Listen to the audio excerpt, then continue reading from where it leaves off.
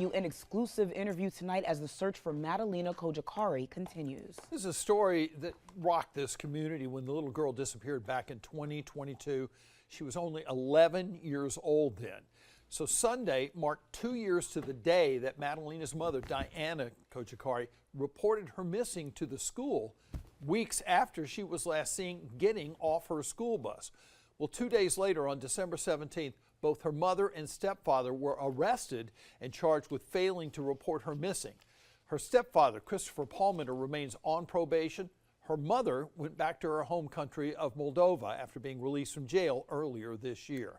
Well, WBTV's Claire Kopsky has been staying on top of all the updates in this case, and she's joining us now in the studio. So obviously we know that this is a case that got local and international attention. Absolutely, and the Cornelius police chief assured me last month in an interview that Madalina's case will never be a cold case as long as she is still missing.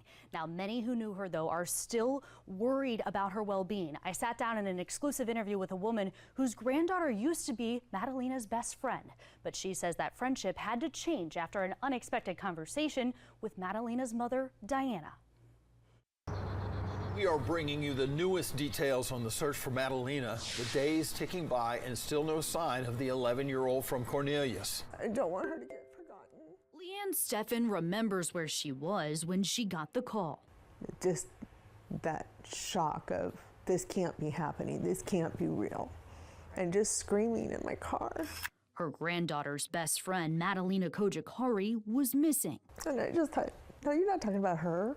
Madalina and her granddaughter met at school. Here's going this way. Wow. And became fast friends. My granddaughter still wanted to play with, cats and toys. It was just an answer to my prayers that she would have a best friend. After meeting Madalina's mother, Diana, and her stepfather, Christopher Palmer, the girls started having play dates. I would go over there and go in the house. The living room was filled with toys, doll houses, horses, everything a girl could want, Like, never once did I suspect anything. They played together after school about once a week when they were 8, 9, and 10 years old. When they would see each other, my granddaughter would be like, Maddie! And they would just hug each other, and it was just precious what they had. Leanne says several times they tried to have Madalina over to their house to play, but except for once, Diana always said no. And she's like, we don't trust. I said, okay, I'd rather you were that kind of parent where you were overly cautious. And Chris seemed like an amazing stepdad. He really did. And Diana seemed like a loving, very protective mom. But nearly 3 years into the girls' friendship, Leanne says Diana sent a text while the girls were playing together. It said something along the lines of, I feel like you're taking advantage of me because you don't pay me. Leanne says she assumed there had been a misunderstanding over text, so when she went to pick up her granddaughter, she spoke to Diana. And I said, Diana, I go, we don't need you as a babysitter. I thought the girls were just playing. And she goes, no, you take advantage of me because I'm from another country. I said, no, not at all. I said, Maddie can always come to our house anytime. We'll be the ones who have to pick up their messes. No, and that's when she's like, I said, why? She's all, we don't trust.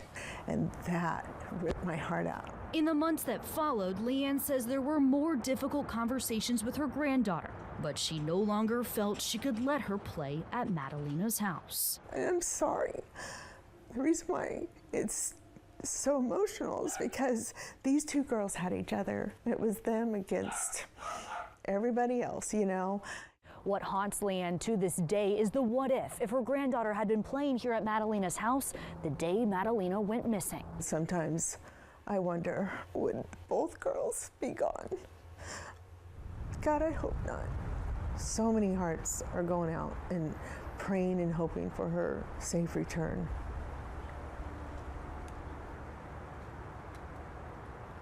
Well, Leanne says even though that they have moved out of that neighborhood, her granddaughter still asks about Madalina, about where she is from time to time. Absolutely heartbreaking conversations. In that neighborhood, you saw the pictures. There are still yellow ribbons up on many of the mailboxes and on the front door of Madalina's house as well, which is a symbol to raise awareness for missing children. Wow.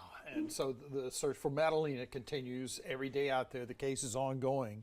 I understand Christopher Palmer filed for divorce from Diana Cojocari, back in June. And their final divorce hearing is set for March 3rd. And we were discussing earlier that she has to kind of overcome some bravery to even talk about this. But what made her say, I really want to get the story out there? Well, she said, I want to keep Madalina's story alive. You know, they care for her. She was kind of a part of their family. Your daughter, your granddaughter's best friend, you know. And so they are hoping that she has a safe return. Absolutely. We're going to continue to bring her story and her name to the forefront, just like how she wanted to continue to keep her name out there. Claire, thank you.